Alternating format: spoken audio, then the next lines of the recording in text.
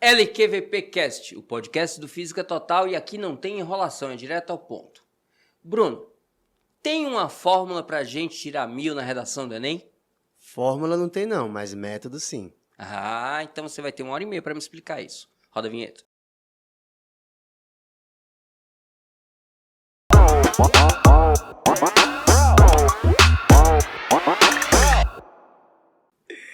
Bruno Rodrigues, para os queridos Bruninho. 15 anos de sala de aula nas principais escolas e cursinhos do seu estado. Em 2019, com a sua esposa e sócia Larissa, resolve largar as escolas para investir 100% do tempo nas redes sociais do 30 Linhas e no seu curso online. Sucesso garantido, porque de lá para cá já foram 3 notas 1000 no Enem e, fora isso, muitas notas máximas em vestibulares vários. Hoje ele está aqui para falar que não é fórmula, para falar que é método, e hoje a gente tem esse super papo sobre redação com ele, Bruno Rodrigues, meu amigo. Se apresente, querido. Fala aí, Vício, tudo certinho? Como é que você tá? Tranquilo demais, meu querido. Fale aí. Um prazer estar com você aqui, quero agradecer o espaço. Estou muito feliz que você tenha feito esse podcast, tem toda a sua vibe aí, a gente adora conversar com você, saber das suas histórias, saber da história de outras pessoas também, então é um prazer estar aqui. A minha história é bem simples, eu sou professor, eu comecei a dar aula em escolas, me empolguei, vi uma possibilidade na internet e falei, vou investir nisso. Montei um Instagram, montei uma plataforma online e desde 2018, especificamente 2018, eu tenho investido cada vez mais o meu tempo nessa questão online, né? De conseguir chegar no Brasil, de conseguir chegar em outros lugares, saindo um pouco aqui da zona de conforto de Maceió, de Alagoas, e chegando em outros lugares. Então, eu sou um professor de redação, comecei com linguagens e fui por um caminho mais da redação, porque eu vi que existia um mercado mais interessante no Brasil, que estava disposto a investir mais tempo e também mais estudo para poder conseguir uma nota excelente, que a gente sabe que a redação do Enem é muito importante para subir a nota. Eu acho que junto com matemática são 40%, se eu não me engano, da nota total. Então a galera sabe que é importante e considera bastante essa disciplina para poder investir o seu tempo e o seu dinheiro também, não é uma questão financeira, sabe que é importante para poder galgar uma posição melhor nos vestibulares e no Enem. Dá um depoimento aqui, pessoal. Eu e Bruno já trabalhamos juntos numa grande escola aqui de Maceió, o Contato, por vários anos. E nos horários que tínhamos livres, às vezes entre uma aula e outra, ou entre um turno e outro, sempre conversava com o Bruno. E Bruno sempre demonstrou uma preocupação com foco total na aprendizagem do aluno. Como é que o aluno aprendia? Como é que cada indivíduo aprendia de forma diferente? E isso, para mim, sempre foi um grande diferencial. Porque a gente que trabalha com massa, normalmente a gente faz uma equalização e tenta acertar ali mais ou menos no meio, mas o Bruno, ele tinha sempre essa preocupação de que o aluno A aprendia de um jeito, o aluno B de um outro jeito, como é que ele alcançava todo mundo. E é muito provável, e agora eu pergunto direto para ele, que você tenha levado isso para o método 30 linhas, né? Para o método, estou vendo aí na sua camisa, vem 1000, já vieram 3 vezes 1000 e que venham outras, né? Amém. E como você disse, a prova de redação é uma prova que sozinha consegue dar até 20% da nota, né? Isso. Porque ela consegue sozinha entregar 1000 pontos. E dentro da sua experiência desses anos todos, que passos você acha que são os mais importantes para serem dados por quem está se preparando para tirar 1000 na redação? Bem, acho que o mais importante é entender que a prova tem competências específicas. Então, o primeiro passo é entender quais são esses critérios, entender cada passo desses critérios, porque não adianta, assim, tem alunos que tiram notas boas só pela intuição, mas eu acho que é um pouco de sorte, porque o jeito como ele escreve deu certo para o Enem. Pode ser que pela intuição, o jeito como você escreve não dá certo para a redação do Enem. Então, acho que o mais importante primeiro passo, estudar bem as competências. E eu não estou falando sobre estudar as competências de um ponto de vista de professor, para ensinar. Não, para você saber o que precisa ser feito, até onde precisa ser feito. Porque esse limite é muito importante. Vou dar um exemplo. A competência 2 cobra 3 critérios. Mas dentro do terceiro critério, que é repertório, cobra mais 3 critérios. Então, se você só atender a 2 deles, você não consegue tirar os 200 pontos da competência. E eu não preciso me aprofundar a ponto de saber explicar isso para outra pessoa. Não, só para mim. Aqui, eu sei que precisa ser repertório legítimo, pertinente e produtivo. Mas o que significa produtividade? Que isso deve estar ligado a um argumento meu. Pronto. Então, por essa lógica, eu sei que eu tenho que colocar uma referência, um teórico, um filme, uma música, dentro do desenvolvimento. Simples. Eu faço o que a competência exige. Então, o primeiro passo é estudar as competências. O segundo é escrever. Então, o primeiro passo é estudar as competências, o segundo, escrever, com base nas competências. O terceiro, corrigir esse texto. Se você não corrigir, você não tem um feedback, não tem um diagnóstico do que precisa ser melhorado e, inclusive, Ives, do que precisa ser mantido. Porque, às vezes, o aluno fica preocupado. Poxa, mas aí eu estou corrigindo só para encontrarem os meus erros. Não. No 30 linhas, a gente, na verdade, no começo do curso, principalmente, a gente mais elogia do que encontra erros. Porque o aluno começa a ganhar confiança e começa a entender que ele já chega no curso com uma base. E aí eu valorizo essa base dele e, com base no que ele me dá de material, eu vou afinando e ajustando de acordo com as competências. Então, no nosso curso, a gente não tem uma fórmula para o aluno. Chega, escreva assim que você vai tirar o 1000. Não, existem essas possibilidades. Eu acho que, para o seu jeito de escrita, essa possibilidade é mais interessante, porque vai valorizar o teu tipo de linguagem, o teu tipo de solução argumentativa, os caminhos que geralmente você usa. Então, a gente valoriza isso do aluno, a gente tenta aproveitar o máximo que ele tem para dar para a gente. Então, o primeiro passo, estudar as competências. Segundo, escrever. Terceiro, corrigir. E o quarto, colocar isso em uma planilha. Organizar a sua vida de estudante. Saber que, por exemplo, no mês 1, você tirou 4 notas de 960. No mês 2, baixou para 920. O que foi que aconteceu? Se você tiver uma planilha dizendo quais competências baixaram, quais competências subiram, quais ficaram estagnadas, você consegue controlar melhor o seu tempo de estudo, inclusive. Porque você vai focar mais na competência que baixou e não na que se manteve ou na que subiu. Uhum. Se manteve ou subiu, tá interessante, tá bom? Então, você foca o seu tempo no que ainda está precisando, no que é mais urgente. Então, só para resumir, competências, escrever, corrigir e colocar isso em uma planilha. Aí, Bruno, essa questão eu já gosto porque eu tenho cabeça de engenheiro, né? Então, como cabeça de engenheiro, planilhar as coisas e olhar, ter uma visão geral, como um amigo certa vez falou numa palestra, visão de drone. Isso. Você vê de cima, enxerga tudo, né? Maravilhosa essa analogia. Aí, vocês acompanham no 30 linhas essa preparação dessa tabela? Você acompanha o aluno, orienta como ele deve fazer a colocação dos dados e mais, como ele deve acompanhar o desempenho mês a mês? Sim, antes dele começar a usar a planilha, a gente mostra como ele deve fazer. É bem intuitivo, mas basicamente assim, coloca o nome do tema que você fez, a data, o membro da equipe que corrigiu, ou eu, ou alguém da nossa equipe do 30 linhas, e as notas de cada competência que ele tirou. Aí, quando bater o mês, você avalia o que aconteceu. Tendo dúvida, porque assim, pela lógica, se baixou em competência 2, você volta para a aula de competência 2, estuda de novo e vê o que acontece no mês 2.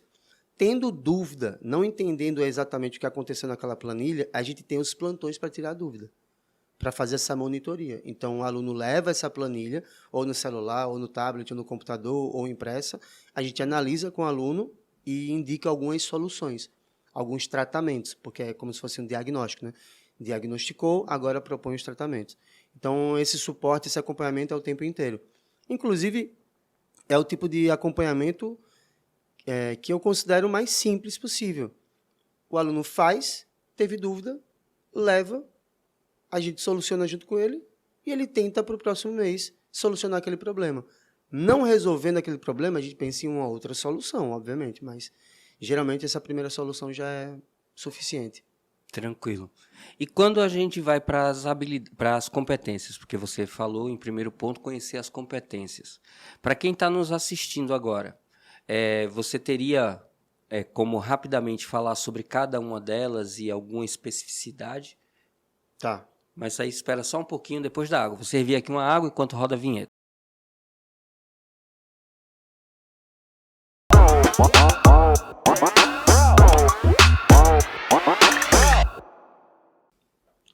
Então, voltando agora para a pergunta. A pergunta é, Bruno, cada uma dessas 5 competências tem alguma especificidade? Se sim, você pode falar um pouco sobre cada uma para quem está nos assistindo? Vamos. Galera, foca muito agora, porque é o passo mais importante do estudo de redação. Competências. São 5. No Enem são 5 competências. Toda prova, matemática, física, biologia, todas têm habilidades específicas. Sim. Né? A redação também. São 5. Competência 1, básica, gramática. Só isso. Estudar bem a gramática. Você deve estar pensando, pô, tem que estudar aquelas 480 páginas de um livro que é chamado de gramática. Não, porque como eu falei, você vai escrever. Toda semana você vai escrever um texto. E quando você escreve, eu corrijo e digo que você está errando. E às vezes você não erra muito, às vezes você erra muito, às vezes você não erra nada. Então você vai focar apenas no que você está errando. Então se você só erra vírgula, não tem por que estudar crase. Se você só erra crase, não tem por que estudar vírgula. Por isso que é importante a escrita semanal. Então, competência 1, gramática. Competência 2 é a competência mãe, é a competência mais importante. Se você errar essa competência, provavelmente você vai tangenciar, que é uma perda de pontos em C2, C3 e C5, é efeito dominó, é bagaceira, ou você vai fugir ao tema, e aí você é desclassificado.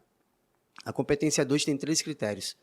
Compreensão do tema, você mostra para o seu avaliador que você entendeu qual é a proposta. Se é, por exemplo, sobre a evasão escolar no Brasil e seus efeitos. Então, você vai falar sobre os efeitos e não sobre, de repente, os desafios.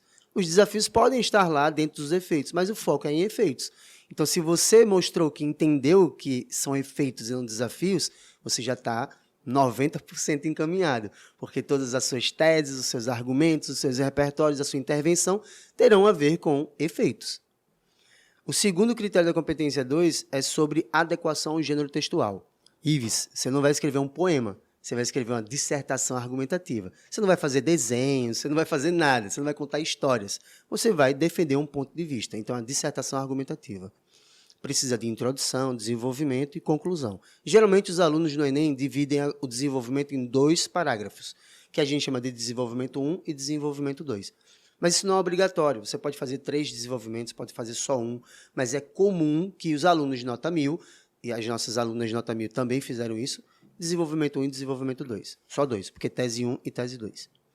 E o terceiro critério, que para alguns alunos é o mais importante, é repertório, que é a referência que você tem que colocar para defender um ponto de vista.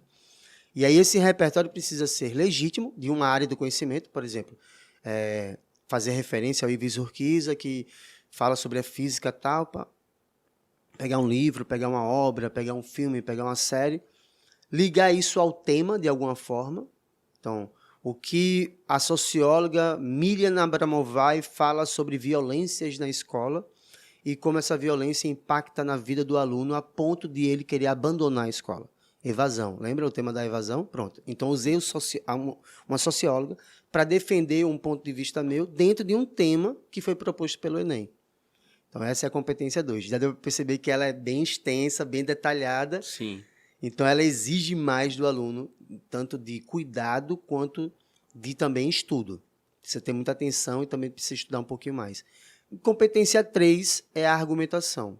Tipo, quais são as estratégias de argumentação que você vai usar para me convencer sobre o fato de que existem violências na escola e de que essas violências, de alguma forma, culminam em um abandono e uma evasão escolar.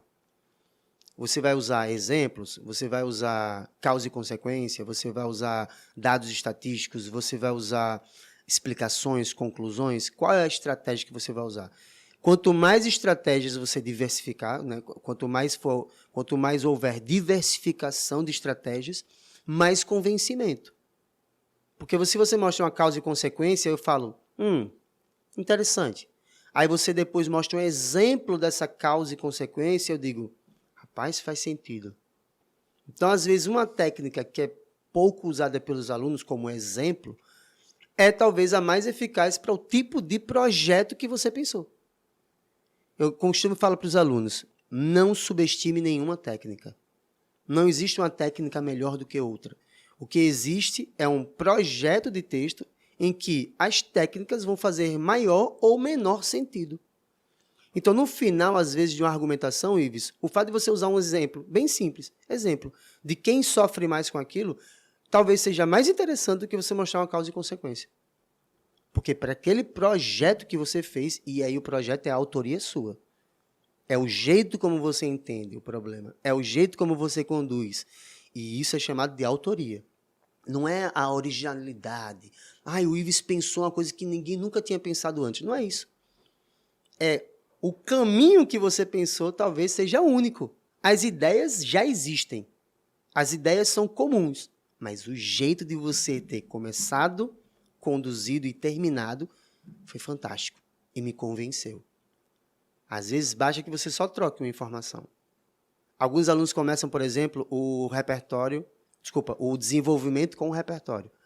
Então, para já me convencer de cara, o aluno já coloca um sociólogo, um teórico forte, né, poderoso, para me impactar.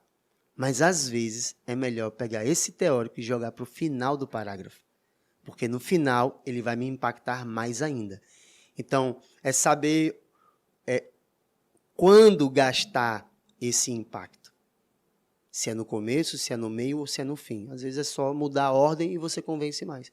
Tem aluno, Ives, que perde pontos só porque não sabe planejar, ordenar. A ordem é muito importante para o convencimento das ideias. A competência 4, pronto, já falei sobre a competência 3, 1, 2 e 3, que para mim são as mais importantes. A 4 e a 5 são importantes também, mas são mais burocráticas. Como assim burocrático? Existem 2 ou 3 regras.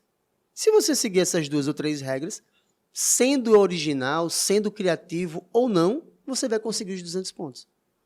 Já na competência 2 e 3 que eu falei antes, ela precisa de um pouco mais de cuidado, é um pouco mais subjetivo. Até para mim, corretor. Eu, corretor do Enem, eu entendo aquilo como mais subjetivo. Ives é o avaliador 1. Ele não foi convencido por aquele repertório, naquele lugar, mas eu fui. Então, você vai dar o ponto, você vai tirar o ponto, eu vou dar o ponto. Então, em algum momento, a C2 e a C3 são mais subjetivas. A 4 e a 5, não, Ives. Tem uma regra muito clara na competência 4 que fala que você tem que usar operadores entre parágrafos. Então, para começar a introdução... Não, para começar o desenvolvimento 1, usa um operador. O operador é um conectivo, né? É aquele que opera o direcionamento da argumentação. Por exemplo, além disso, no entanto, logo, são operadores. Eles operam o direcionamento do argumento. Então, precisa de um operador no desenvolvimento 1, um operador no desenvolvimento 2 e um operador na conclusão. Se você não fizer, perdeu. Mas se você fizer, ganhou. Só isso, é só colocar. Não tem muito o que escolher, entendeu? Já existe uma fórmula no Enem de nota 1000. Geralmente a galera faz um desenvolvimento 2 com adição ou consequência. Aí tu não vai inventar outra coisa. Tu vai fazer adição ou consequência. A conclusão é concluir. E aí você bota um logo, no entanto. Desculpa, logo, portanto, ou então. Então é burocrático. Seguiu a regra, você faz. Você consegue os 200 pontos.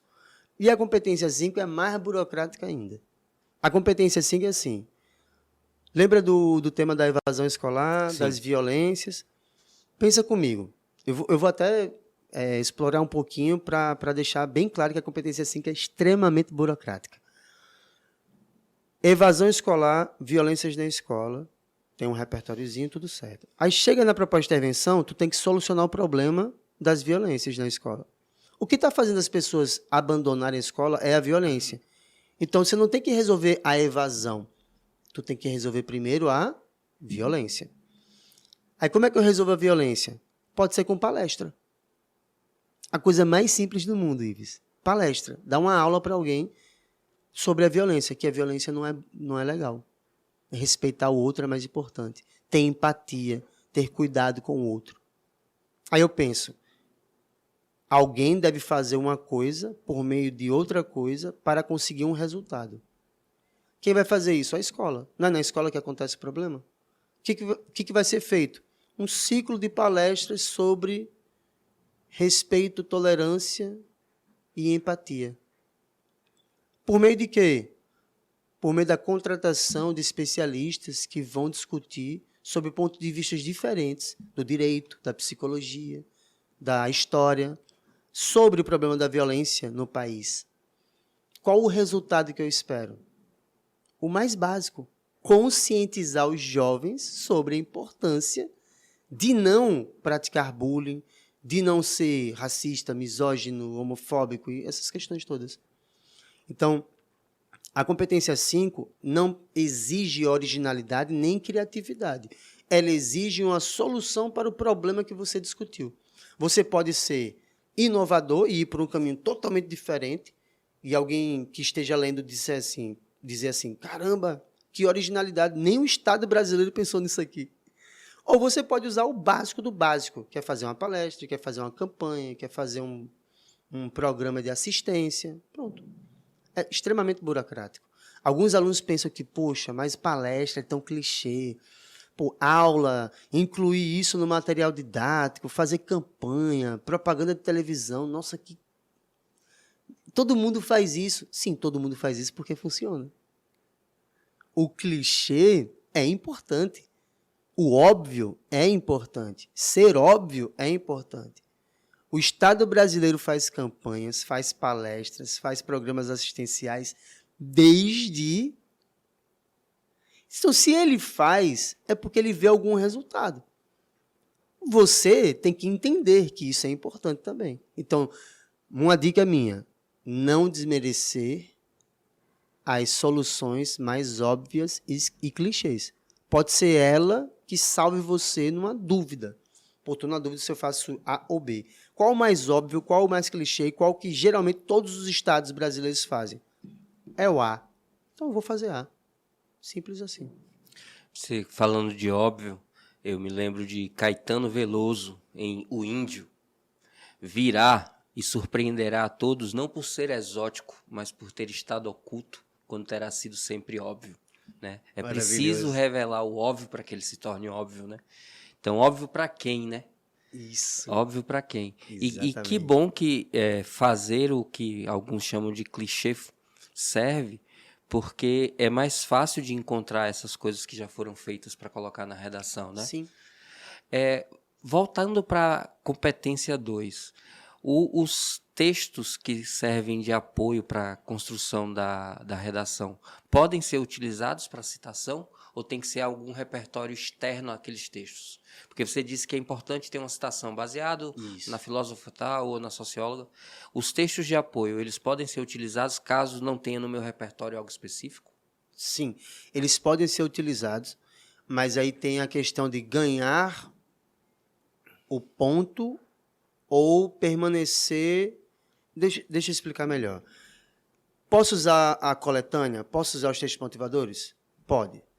Mas não quer dizer que você vai ganhar pontos. Quando eu digo que pode ser que você não ganhe os pontos, eu não estou dizendo que você vai perder. Estou dizendo que você vai começar do nível médio, que são os 120 pontos. Então não é vantagem usar. É vantagem usar para você criar um cenário, um contexto e depois colocar um repertório. Por exemplo, no texto motivador aparece um projeto de lei. Eu não ia lembrar desse projeto de lei, ou eu não conhecia sobre esse projeto de lei. Só que esse projeto de lei é muito importante para que eu possa depois colocar uma outra referência. Então, eu vou usar esse dado do texto motivador, mas eu vou acrescentar outra informação. Eu não posso ficar apenas com as informações do texto motivador. Como você falou, tem que acrescentar outra referência, mas eu posso usar, contanto que eu apresente outra. Certo. E não pode usar com as mesmas palavras. Você tem que parafrasear, tem que ser com as suas próprias palavras. Tentar ao máximo mexer com a frase para não ficar igual. Porque se tiver igual ao texto motivador, você pode ter sua linha toda desconsiderada. Importante isso. mas pode sim usar. E com relação à formação de repertório, Bruno, baseado nos últimos exames, você identificaria que tipo de leitura assim mais se alinha ao que é esperado numa prova do Enem hoje em dia? Sim. A gente percebe que os alunos conseguem desenvolver muito bem as ideias e conseguem alcançar notas muito boas, estudando muito bem sociólogos e artigos da Constituição. Essa base é indispensável. Inclusive, no método do 30 linhas, a gente já entrega no início do ano uma lista de artigos da Constituição que são versáteis e uma lista de sociólogos que são versáteis também.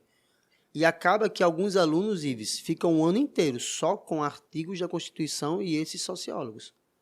Varia entre 10 ou 15 artigos e varia entre 15 e 20 sociólogos. É o suficiente para ele poder escrever sobre qualquer tema.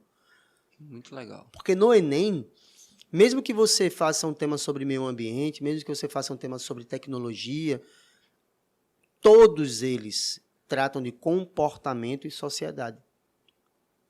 Então, geralmente, os mesmos sociólogos conseguem ser usados nas teses iguais ou próximas. Vou dar um exemplo. Tem um sociólogo que a gente ama. Nossa, ele é maravilhoso. Que, na verdade, é um geógrafo, mas ele atua no campo da sociologia, que é o David Harvey, sociólogo britânico. Ele fala que a qualidade de vida nas sociedades contemporâneas virou uma mercadoria. Que se você consegue pagar, Ives, pela sua educação, pela sua saúde, pela sua alimentação, pela sua moradia, você vai ter qualidade de vida. Se eu não consigo pagar por essa educação, saúde, alimentação, segurança, proteção, eu não terei qualidade de vida. Então, que existe uma mercantilização dos direitos. Se você consegue pagar pelo seu direito, você tem qualidade de vida. Me fala, isso é meio ambiente, isso é saúde, isso é como as cidades se configuram, isso é educação. Não tem repertório mais versátil. Tem aluno que na primeira aula sobre ele explode a cabeça. Assim. O aluno fala, meu Deus, eu vou usar ele até o final do ano. E usa até o final do ano, entendeu? Porque tem como. Como eu falei, é uma questão de qualidade de vida. E qualidade de vida são todos os direitos que são garantidos a nós pela Constituição. Só o artigo 6º são 10, 11, 12, 13 direitos. Aí tem vários temas, vários assuntos. E todos eles vão poder ser produtivos para o David Harvey. Então, artigos da Constituição e sociólogos, para mim, são os mais versáteis. Não são coringas, né? Uhum. Eu gosto de explicar isso muito bem. Eu não estou falando que é coringa. Tipo, dá para encaixar em exatamente qualquer tema. Não, pode ser que você pegue um tema da FUVEST, outro vestibular, e ele não encaixe bem porque o tema da FUVEST ou da UEMA ou da UPE veio um pouco mais filosófico. Então, você vai precisar mais de filósofos, talvez um filme, talvez uma música. Aquela citação maravilhosa que você usou agora da música de um cancioneiro popular, ou Gilberto Gil, ou Caetano Veloso. Acho que é bom estudar outras coisas, mas a base, para o meu método e para o que eu acho que funciona no Enem, é artigo da Constituição e sociólogo. Deixa eu ver se eu entendi. Então, os sociólogos e o artigo eles servem como se fossem essência, já que o Enem ele vai pedir um aspecto. Esse aspecto tem uma essência. Exato. Então, quando você estuda a essência, você consegue encaixar de acordo com os aspectos que são citados. É mais ou menos isso? Perfeito. Que bom. Perfeito. Você falou do seu método que você usa isso. Você tem, assim, como falar para a nossa audiência um pouco mais do seu método? Até porque deve ter um monte de gente curiosa aí, porque tricampeão, já pede música no Fantástico, né? 3 nota 1000, quem sabe quem está assistindo a gente não... Vai ter algum curso online disponível para quem de fora de Alagoas? Sim. A gente tem um curso online desde 2018. Certo. E aí eu queria deixar até um agradecimento para o Ives, ele sempre foi um grande incentivador para que eu entrasse no online o mais rápido possível. Eu lembro dessas conversas. A gente trabalhou junto na mesma escola, então a gente tinha um contato constante, toda semana. E ele falava, Bruno, vá para online. Bruno, faça o seu curso. Bruno, pelo amor de Deus. E aí eu fiz, Ives. Graças a você. Muito graças a você. Aí, desde 2018, a gente tem um curso online. Em 2019, a gente teve nosso primeiro aluno online, nota 1000. Que legal. Então, no ano seguinte, a gente abriu em 2018 na revisão, em 2019 a gente já teve um aluno nota 1000 online. Em 2021, ano passado, a gente teve outro aluno online nota 1000, que foi a Alice, da Bahia. Uma foi de Alagoas, que ela é do interior de Alagoas, de 2019, a Audilane, e a Alice Souza, da Bahia. Feira de Santana, mas está morando em Salvador. E, de novo, em 2022, a gente está ofertando o curso, e em 2023 vai ofertar, 2024, agora a onda é ficar no online para sempre, entendeu? Então, todo ano a gente vai ofertar uma turma de começo de ano, uma turma de meio de ano e uma turma de final de ano. A gente chama de extensiva, que é o ano inteiro, semi ou intensiva, que é do meio do ano para o final, e para aquele aluno que está mais seguro, está mais tranquilo, está mais sossegado, ele faz só a reta final, que aí seria o terceiro momento do curso online, que é só um mês e meio, às vezes 2 meses. Na pandemia foram 2 meses, né? Uhum. Porque foi se alongando, o Enem foi mudando as datas, aí a gente teve que se adequar. Mas geralmente tem um mês e meio. Então, agora em outubro, Isso. vai ter uma turma nova. Sim, a turma nova começa 10 de outubro, vai até o Enem, até a prova do Enem, e aí eu fiz uma mudança. Inclusive, na minha sociedade, com a minha sócia, ela ficou meio assim, pô, será que vai dar certo? Aí a gente chegou num consenso de que vai valer a pena fazer. O que? Vou contar agora. Todo ano a gente fazia só aula, né? Vão dar aula, o aluno escreve e tal, não sei o quê. Esse ano não. Esse ano o aluno chega na sala ou em casa online e tem um simulado. Ele vai fazer um simulado. Primeiro momento do encontro é um simulado de 1h30, 1h45. Depois desse simulado, ele faz uma bateria de quiz, que são enquetes rápidas de 15, 20 minutos para dar uma aquecida. Tipo a montanha-russa, né? Simulado, ele está aqui, né? Ou para baixo, porque, cansa, é pesado. Aí faz o quiz, uma sequência bem porradona assim de perguntas rápidas, verdadeiro ou falso, sim ou não. Aí sobe, né? Quando começar a aula, aí equilibra. Fica aqui em cima, que é debate sobre eixos, por exemplo. Falar sobre David Harvey, falar sobre cidades, falar sobre meio ambiente, falar sobre tecnologia, educação, saúde e tal. Então vai ter altos e baixos essa aula. No final, a gente faz uma oficina de correção, que eu pego um texto de algum aluno do 30 linhas, ou algum texto da internet que eu achei interessante, ou muito ruim, até para poder melhorar, e corrijo com o aluno ao vivo, durante também 10, 15 minutos. Então, ele vai ter a produção textual garantida, já no encontro, porque ele vai chegar e já vai escrever. Ele vai tirar dúvidas rápidas com aquela sequência de quiz, aquela bateria de quiz. Ele vai debater um eixo inteiro comigo, durante 1h30, 2 horas, e vai corrigir um texto no final sobre algum aspecto do eixo que a gente discutiu. Aí, depois disso tudo, ele vai corrigir o texto e vai para casa. Ou seja, ele vai fazer todo o processo daquilo que eu falei para vocês no começo. Sim. Ele vai estudar, ele vai corrigir, ele vai escrever, vai corrigir, vai tirar dúvida em um dia, num encontro apenas. Ele vai fazer tudo. Porque eu quero, desde de janeiro, eu estou falando, eu quero um ano de eficiência. A palavra do 30 linhas esse ano é eficiência. Então, eu não quero que demore a dar resultado. Eu estou impaciente com isso, Ives. Eu acho que a gente vai ganhando maturidade, ganhando uma estrada, uma experiência, a gente vai ficando impaciente com os resultados que não chegam. Porque você sabe que o teu método funciona. Você tem um passo a passo. Se o aluno segue, ele tem um resultado. Pode ser que demore um pouco mais do que o outro, mas ele vai ter o resultado. Aí eu comecei, é eficiência. E eu tenho certeza que essa revisão no 30 linhas vai ser histórica. E você, com esses dados das perguntas, você consegue fazer uma anamnese do estudante, né? E aí, a partir disso, você pode personalizar um pouco aquilo que você sempre se preocupou, né? De dar o empurrãozinho no lugar certo para cada aluno, né? Perfeito. Porque eu tenho como entender o nível da turma. Sim. A galera errou muito esse quiz. Quiz sobre competência 2. Vou gravar uma aula extra. Vou fazer uma aula extra. Vou fazer um encontro no final de semana para tirar dúvidas só sobre competência 2. Ou vou gravar um videozinho de 15, 20 minutos sobre essa dúvida específica e vou disponibilizar na plataforma. E vou dizer para os alunos, quem errou o quiz, assiste lá. Vídeo 3, competência 2 e tal. E aí, para acessar esse curso online, nas tuas redes sociais, você divulga como? Tem um site específico? Quer aproveitar para falar sobre isso? Vou aproveitar. Obrigado, inclusive, pelo espaço. Não, que é isso, cara. É um prazer oferecer para nossa audiência um trabalho tão espetacular. Obrigado, Ives. Nas redes sociais eu sempre falo muito sobre as turmas, sobre o que está rolando no 30 Linhas. Os nossos stories eu acho que são os mais... são as ferramentas mais importantes. Nos stories é que eu falo sobre os bastidores, que eu falo do que vai surgir, conto um pouco da história de um aluno específico, do que ele está passando, mostro a evolução dele. Então, o curso sempre é divulgado nos stories, no feed também, e tem um link da bio.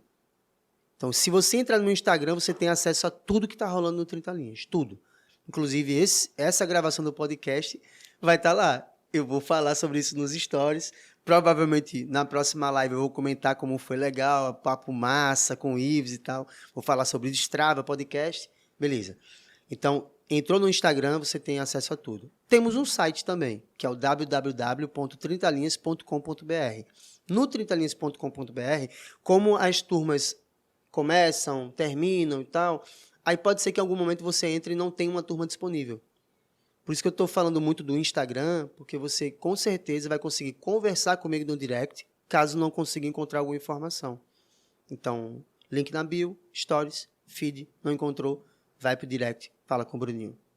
E você tem conseguido dar fluxo a isso, porque o 30 Linhas cresce a passos largos. Então, todo mundo que entra lá no direct, você consegue atender? Consigo. Então, o melhor local para você trocar ideia é o direct do Instagram. Com certeza.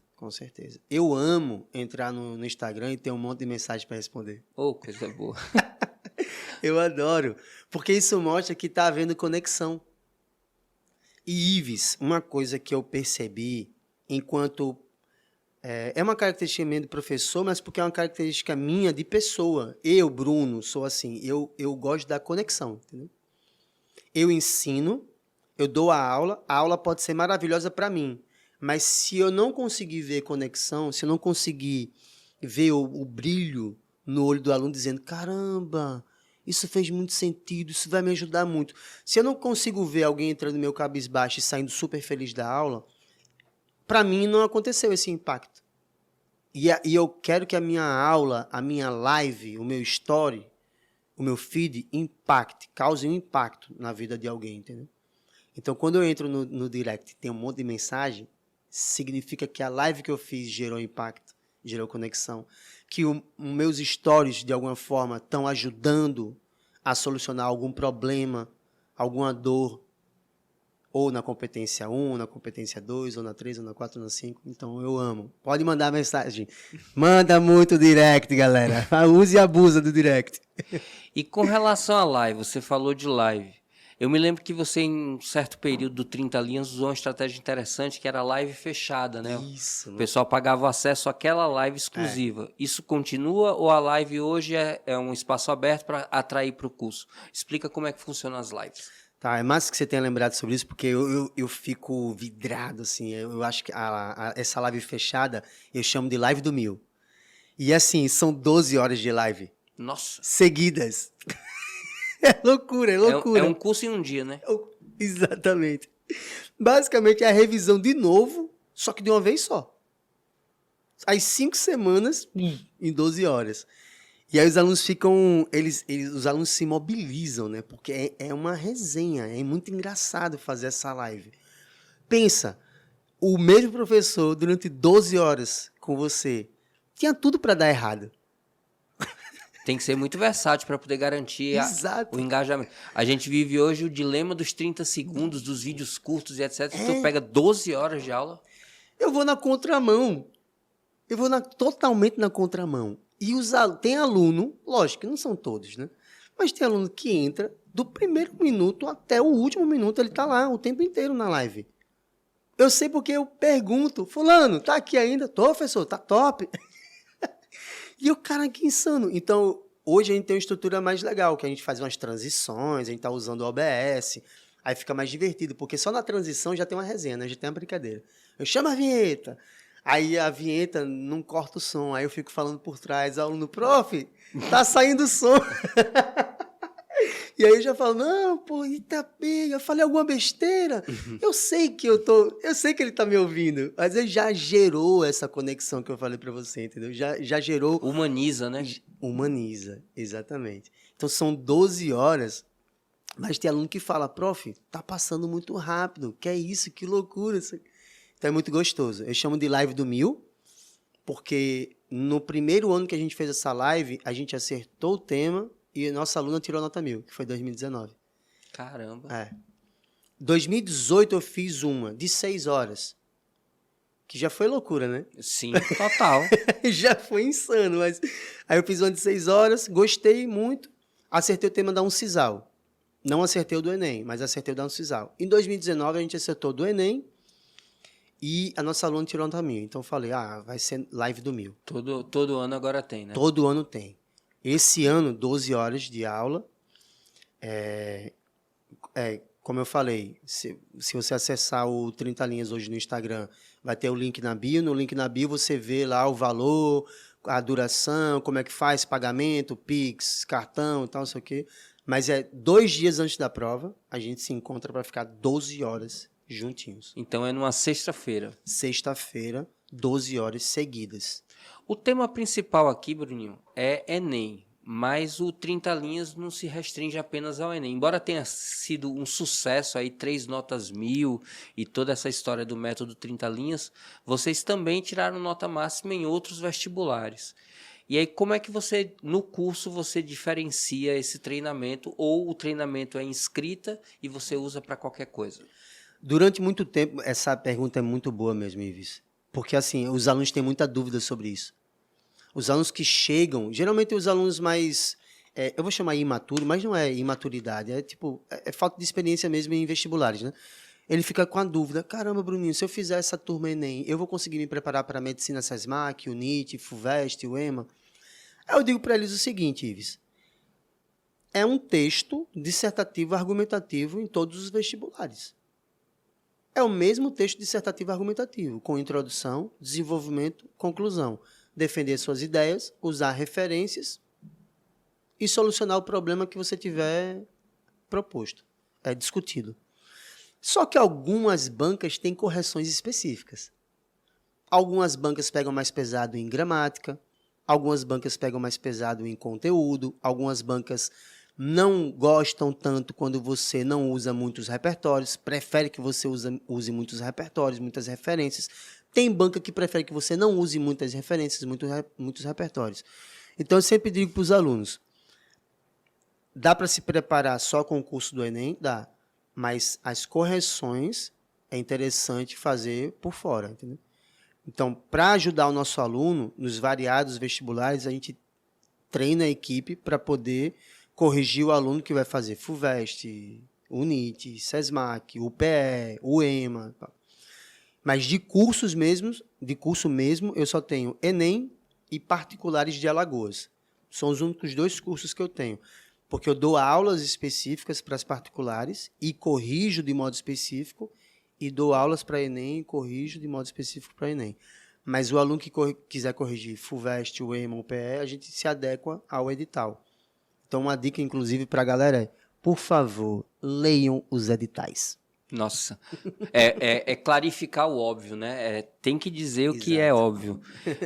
É isso que você falou, a gente encontra muito em física também, por exemplo. Em física, o conteúdo programático é muito parecido, mas a abordagem é completamente diferente. Não é nem na FUVEST, por exemplo.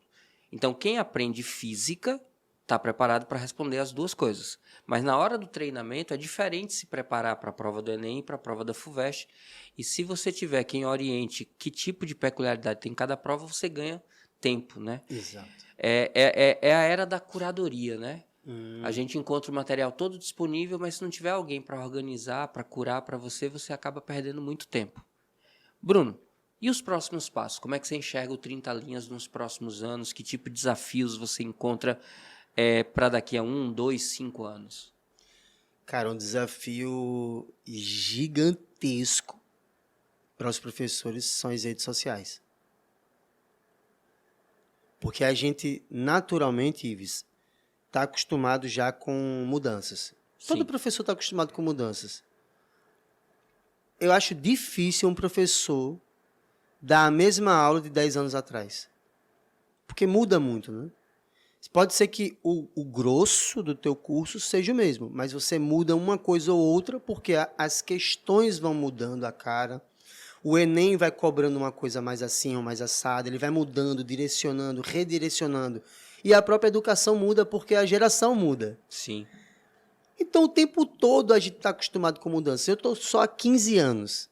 Eu falo só porque eu acho Eu tenho 30. o dobro. Então, eu falo só 15. Mas, nesses 15, eu já tive que me adequar trocentas vezes. Milhares de vezes.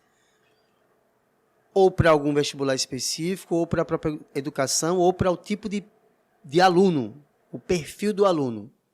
Geração Z, geração isso, aquilo. Mas eu acho que, para mim, é rede social. Estou falando agora para o professor Bruno. Certo. Professor Bruno Rodrigues, 30 linhas. É rede social. Porque a gente começou com um sucesso muito bombástico no Instagram.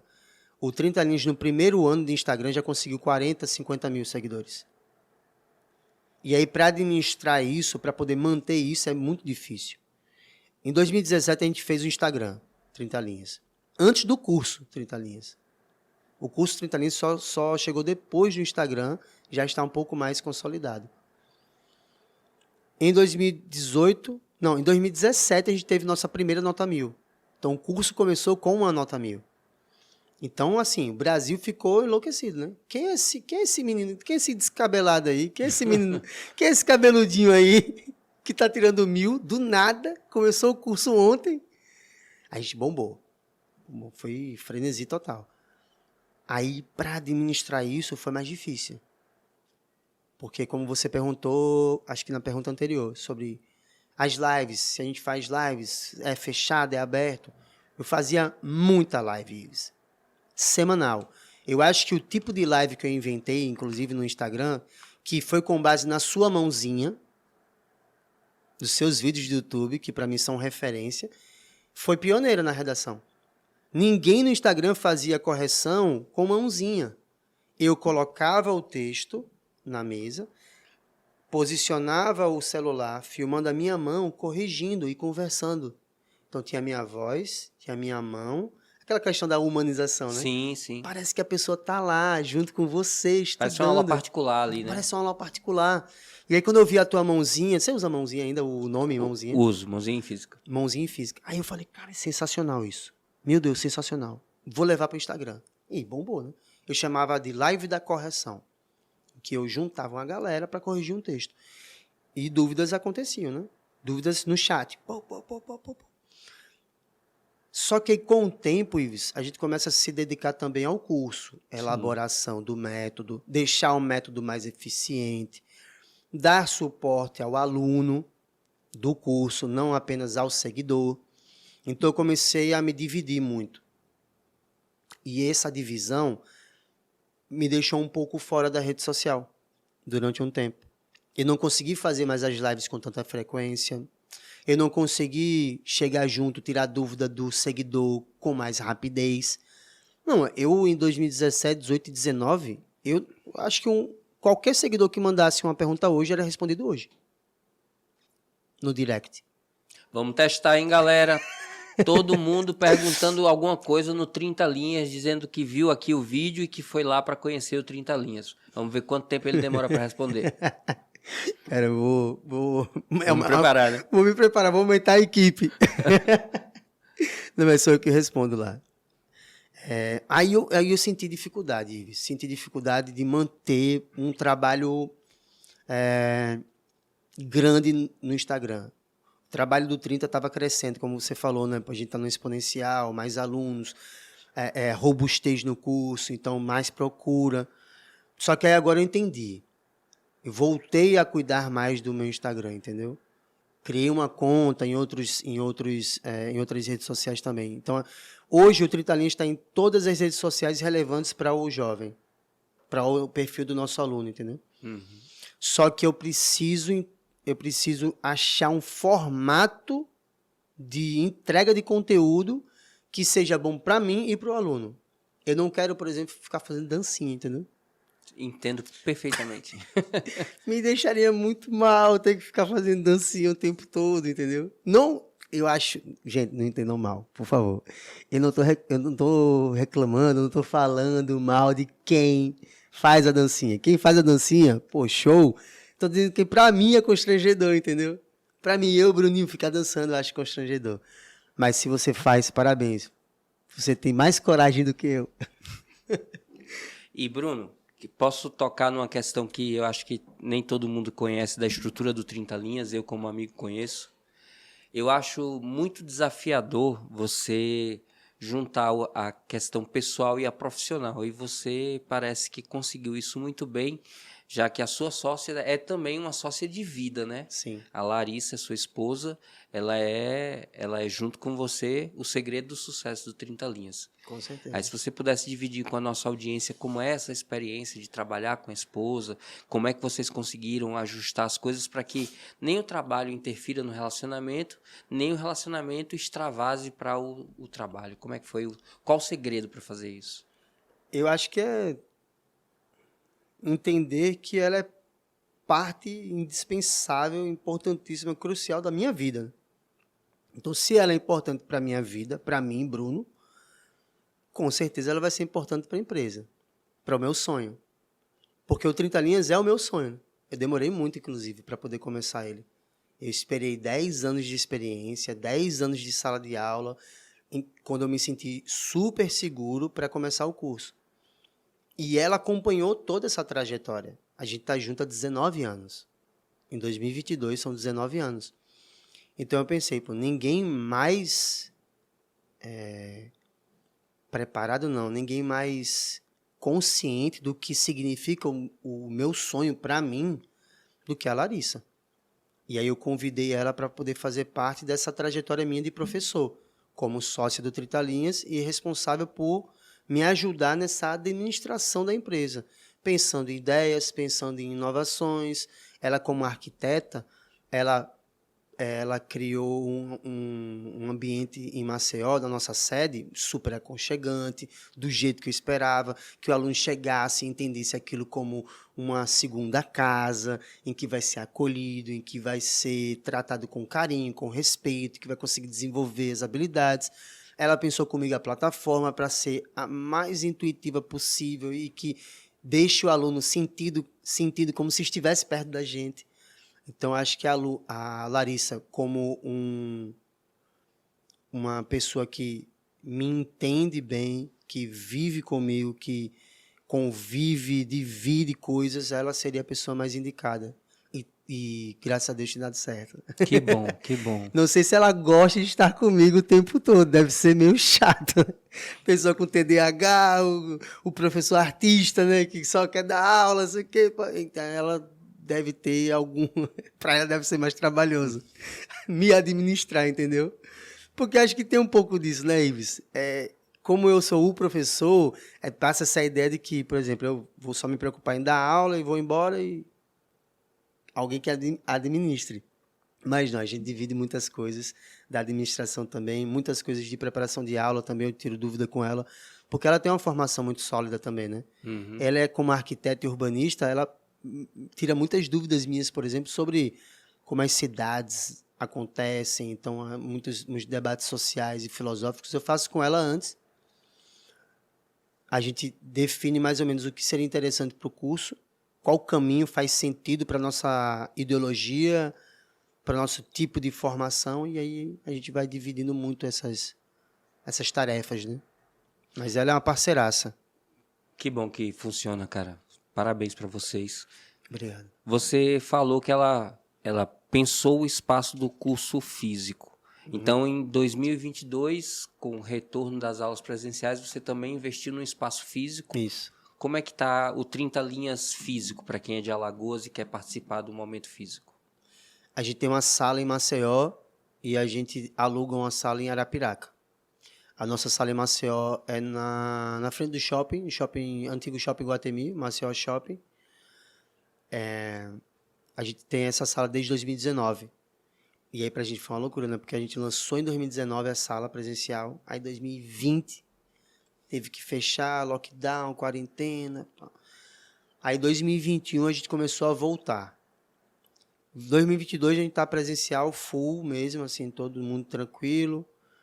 Alguns alunos a gente sente que ainda estão usando a máscara por um cuidado, mas já não existe mais a obrigatoriedade, então a gente vai reeducando as pessoas, os alunos com relação a isso. Mas temos uma sala em Maceió, temos uma sala em Arapiraca, então quem quiser de Alagoas estudar com 30 anos presencial, tem que vir a Maceió ou ir a Arapiraca. É legal porque acaba ajudando quem é agreste sertão, que a Arapiraca acaba sendo um ponto de encontro, é mais centralizada. A gente poderia fazer em Olho d'Água, em São José da Tapera, Santana do Ipanema, mas acho que a Arapiraca tem estrutura para ajudar todo mundo, né? Todo mundo consegue chegar bem em Arapiraca. E Maceió, óbvio, né? Porque é capital, então a gente é daqui, a gente trabalha aqui, mora aqui, então fica mais fácil para a gente administrar aqui. E dia 10 de outubro agora, começa a turma nova nas duas unidades? Isso, Maceió, Arapiraca e o online. E o online, plataforma. Online. E aí, no caso, o conteúdo é o mesmo para todo mundo? Igualzinho, igual. Mesma coisa. Todo mundo acolhido do mesmo jeito? Todo mundo... Que bom. É porque às vezes o aluno tem essa impressão de que o online vai ter menos coisa. Vai ter menos suporte. Vai ter menos conteúdo. É como se o online, durante muito tempo, foi entendido como a versão budget, né, da coisa. Né? A versão mais econômica da coisa. Para quem não pode pagar o curso presencial, tem esse aqui que é mais baratinho. Mas também tem menos conteúdo. Exato. É errado não, total. Total errado. A gente faz assim. A aula do presencial é gravada ao vivo. Então, o aluno do online assiste simultaneamente a minha aula. Caso você não consiga assistir por conta do horário, sem problema. Essa aula vai para a plataforma e você assiste gravada. Mas é a aula que o aluno do presencial assistiu. Às 2, 3, 4, 5 horas. Mesma coisa. Mesmo material, mesmo acompanhamento, mesma equipe que vai corrigir seu texto. Não tem uma equipe extraordinária no presencial e uma meia boca no online. Porque não tem cara, né? Se não tem cara, eu vou colocar qualquer um. Não, é a mesma equipe. São 14 corretores que eu tenho hoje. Eu montei uma equipe de 14 ex-alunos que já foram aprovados em vestibulares de psicologia, direito, letras, medicina, a grande maioria medicina, e que tiraram 920 mais. Então, nós temos corretores 940, 960, 980 e 1000. Sensacional. Bruno, você falou uma outra coisa aqui que nem estava na proposta da gente conversar, mas você falou que a Larissa tem que conviver com o professor, artista, não sei o que, parará. Um aspecto da sua vida que nem todo mundo conhece, vou aproveitar aqui para esclarecer, que você é músico, né? Isso. Já teve banda e tal, você ainda toca. Aqui, saí um pouquinho da redação para falar um pouquinho do Bruninho. Como é que tá essa relação com a música? Inclusive, você colaborou num jingle do Vulderê, fez contrabaixo, fez as linhas melódicas. Muito legal, cara, aquela música. E tá rolando até hoje. Depois eu boto aí o link para vocês verem. Como é que tá a tua relação com a música, cara?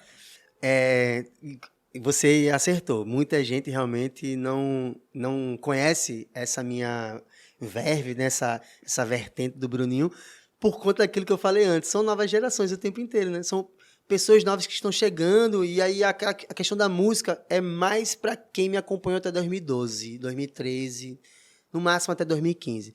Quem chegou depois do 30, quem conheceu o 30 Linhas, o Bruninho, depois de 2015, não sabe muito que eu sou músico, eu trabalhei muito tempo com música. Pô, a gente já ganhou o VMB, né? Prêmio da MTV. Galera, nós empatamos com o Emicida no prêmio da MTV. Emicida, veja, não fique chateado, não. Foi com o Vado. Então, eu sou músico desde os 17 anos, profissionalmente desde os 23, carteira de músico e tal, para poder fazer os shows com o Vado. A banda que mais se destacou foi o Vado, que é um cara de Santa Catarina, que veio morar em Alagoas, bem novinho, e começou a trabalhar com música. O Vado, ele é um extraordinário compositor, músico excelente e quase unanimidade entre os críticos de música do Brasil. Composições fantásticas. E aí eu fiquei 10 anos com ele. Trabalhei 10 anos com o Vado. Desses 10 anos, a gente ganhou alguns prêmios por videoclipes, a gente ganhou o VMB, a gente Gravou discos com participações de Zé Cabaleiro, Marcelo Camelo, do Los Hermanos, Cícero, ai, gente, Chico César, Fernanda Nitelli, do Teatro Mágico, enfim, uma galera, Malu Magalhães. E aí eu, hoje, não consigo mais eu não consigo abrir tanto espaço na minha agenda e na minha vida para música. Mas não tem como você toca também, Ives. Toca um pouco. Você sabe como é. A questão da música é uma questão interna nossa, né? A gente faz música, a gente toca, a gente consome arte por uma necessidade vital mesmo, assim, né? Tem uma frase de um poeta brasileiro, esqueci agora o poeta, peço perdão, Ferreira Goulart. Ferreira Goulart disse que a arte existe porque a vida não basta. Que forte. E eu sinto muito isso. Eu sinto que eu preciso consumir arte porque eu preciso disso para viver, entendeu? Como até uma questão de sobrevivência mesmo. Ela me faz muito bem a arte. E às vezes eu sinto uma falta absurda, imensa, de estar no palco, de estar viajando. A gente rodou já todos os estados brasileiros, né, com a música. E aí em 2017, que foi o ano do 30 Linhas, que comecei o 30 Linhas, eu cheguei pro Vado, que era a principal banda, né, com a qual eu trabalhava, e falei, Vado, obrigado. Inclusive, o Vado foi um dos melhores patrões que eu já tive na vida. O Vado é fantástico. Paga bem, é cuidadoso e tal, isso aqui. Eu falei, Vado, eu agradeço muito, cara, mas eu não consigo mais ficar. Porque eu tenho um novo projeto e esse novo projeto vai precisar da minha dedicação exclusiva. Eu quero muito que o 30 Linhas dê certo. Isso em 2017, né? E deu. No primeiro ano teve nota 1000. E 90% dos nossos alunos foram aprovados, já no primeiro ano de curso. Então, eu tive que sair um pouco da música para poder dar vazão mais ao Bruno professor. Só que aí eu continuo fazendo ainda música, eu ainda contribuo com alguns discos, alguns amigos ainda chamam para gravar. Gado Zarolho, o Vitor Pirralho, que você conhece o Vitor. O Vitor trabalhou com a gente junto em escolas. Chris Brown, então alguns artistas ainda me chamam para gravar uma coisa ou outra. Sabem que eu hoje sou mais professor do que músico, mas ainda guardam um carinho pelo tempo de música que eu tive, de contribuição com a música e desses artistas alagoanos. Mas eu sinto falta, Ives. Bate uma saudadezinha às vezes. Eu imagino. A gente fez um show recente no Teatro Deodoro, aqui em Alagoas. Foi em abril, acho. Foi em abril. Lançamento do disco da Gado Zarolho, que é uma banda um pouco mais recente. Acho que na época que a gente andava mais junto no contato, acho que eu não estava na banda ainda, de repente. Não. Acho que era mais o Vado e a Mr. Freeze.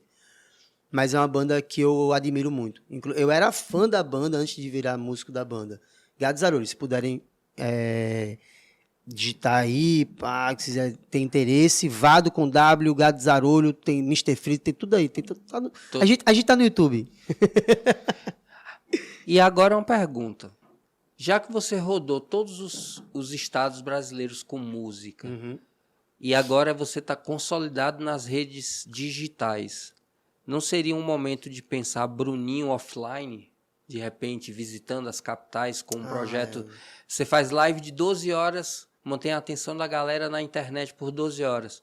Será que um show de 3, 4 horas não seria algo razoável de se propor? Maravilhoso. O que é que tá faltando para isso? Tá, estrutura, empresário forte. Olha aí. Se a sua escola tem um coordenador de visão e quer levar para você um produto de qualidade, pede para ele entrar em contato com o Bruninho. Através de que rede? O 30 Linhas. @30 Linhas no Instagram. Mandou mensagem, você responde. Mandou mensagem, eu respondo. Então, se você é um aluno que já acompanha o 30 Linhas no digital e quer ver o 30 Linhas no presencial, manda mensagem para ele. Já deixa aqui também um comentário que quer falar com ele e eu tento agenciar. Ele disse que quer um empresário forte. Eu meio fraco, mas eu tenho umas portas que eu posso tentar abrir. Então, de repente, olha aí um projeto para 2023, a gente passeando pelo Brasil. O que é que você acha? Nossa, isso vai ser maravilhoso, cara. Vai ser maravilhoso. Botar na Não, agora você me iludiu. agora você mexeu com o meu coração. Irmão, viajar o Brasil com você, um professor que eu admiro, um cara que tá nas redes sociais muito forte, que entende do negócio. Pô, vai ser maravilhoso. Já pensou a gente rodando a Bahia? Fazendo um monte de... Pô, eu vou chamar de espetáculo. Pode ser. Vou chamar de show. Aula show, aula espetáculo. Fazendo um monte de aula show, um monte de espetáculo, rodar ali em Minas, São Paulo, Rio de Janeiro. É muito louco isso, porque a gente chega numa galera que a gente nem imaginava chegar. Sim. A gente tem 23 estados brasileiros no nosso curso online. Tem uma galera do Pará. Aí você se questiona, como é que foi que eu cheguei nessa pessoa? Do nada, no Pará. Aí tem um de Curitiba. Então, eu acharia maravilhoso poder rodar o Brasil de modo... você falou offline, né? De modo offline. Chegar nesses 23... Fazer um roadshow, de repente, né? Show, preparar uma agenda. Você já fez isso como músico, de repente agora como professor popstar, como popsor. Olha, meu Deus, eu gostei muito dessa ideia. Você já vai... galera, já faço aqui o convite ao Ives para ser meu empresário e fazer esse roadshow pra gente rodar o Brasil com 30 linhas e fazer essas 2, 3, 4 horas. 12 não, acho que 12 presencial a galera não aguenta não. É pesado. Mas umas 3, 4 horas... Aguenta. Fica legal. Então fica o compromisso. Cara, seria maravilhoso. Bruninho, por mim eu ficava mais umas 2 horas conversando, até porque você tem experiência de passar horas, mas a gente está caminhando para o nosso horário. E aí eu queria, assim, convidar você a dar uma mensagem final para o pessoal que está nessa reta de 50 dias, mais ou menos, para o Enem.